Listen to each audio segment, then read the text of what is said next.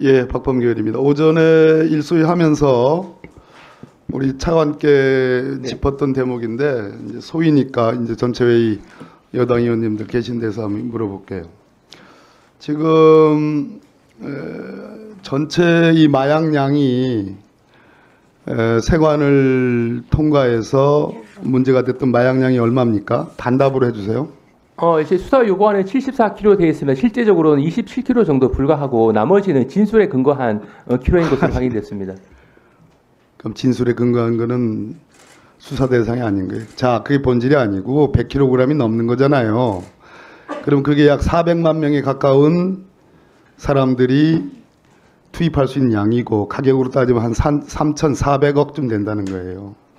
전대미문의 대형 마약 밀수 사건인데 이게 우리가 통관이라고 할 때는 국경을 넘어올 때는 입국 심사와 그 다음에 세관 심사를 거친단 말이에요. 그렇지 않고 이 건은 그 검거된 그 마약 조직 체계 말에 의하면 이 건은 별개의 통로로 안내를 받아서 왔다. 하긴 그렇지 않으면 그 세관 검사들을 어떻게 통과하겠습니까?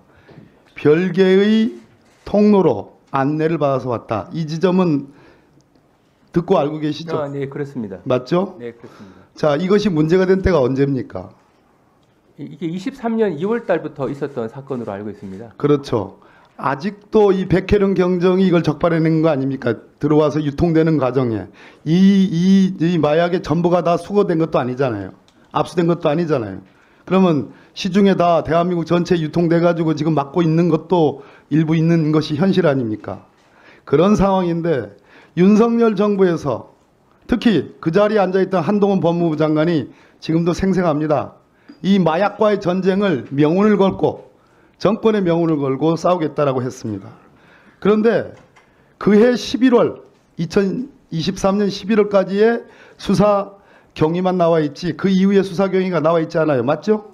네, 언론 통해서는 그렇습니다. 이 수사에 이 마약 밀수와 여기에 대한 외압 사건의 본질은 영등포 경찰서가 수사 주체입니다. 맞습니까? 네, 맞습니다. 백혜령 경장이 수사 주체입니다. 맞습니까? 네, 네. 백혜령 경장이 지금 어디가 있어요? 파출소에 전보가 돼 있죠? 네, 그렇습니다. 좌천돼 있죠.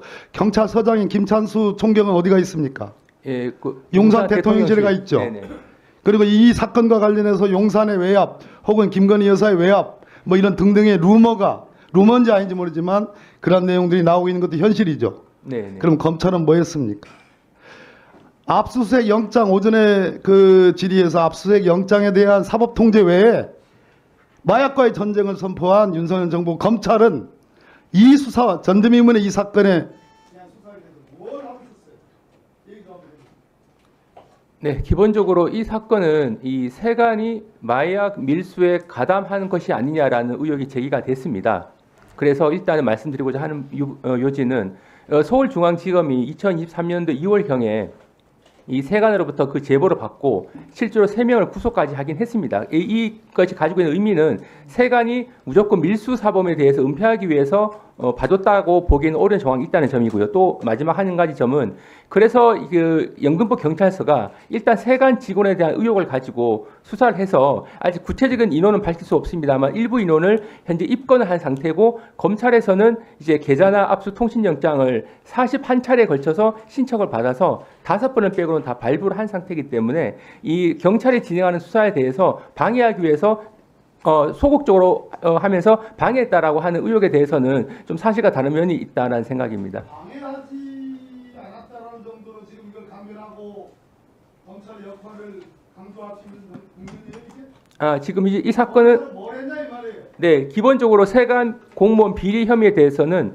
영등포 경찰서가 수사의 주체입니다. 그리고 검찰은 영등포 경찰서가 신청한 강제 수사 영장에 대해서 상당 부분을 발부를 해줬습니다. 현재 상태로는 아직 영등포 경찰서가 입건한 세관 공무원에 대해서 사건이 송치가 안 된 상태입니다. 그래서 현재 검찰에서는 강제 수사에 대한 영장 신청이 들어오면 발부 청구 여부를 결정하는 역할을 해야 되고 나중에 사건이 송치가 되거나 혹시 불송치된다고 하면 기록 검토를 통해서 그 부분은 검찰에서 판단할 사항으로 생각을 합니다.